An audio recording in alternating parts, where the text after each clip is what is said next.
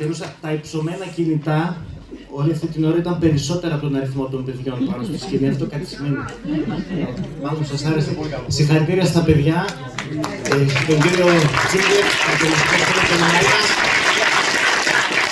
Μπράβο Δημήτρη, Άννα, Σάβα, Κωνσταντίνο, Γιάννη, Ευθύνη, Ιωάννα, ο Σπύρος πίσω και η Λολά.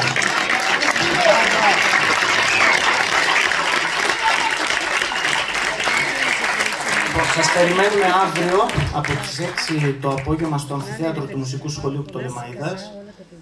Θα παρουσιαστούν αμιγώς χοροδιακά, ορχιστρικά και μεικτά σύνολα.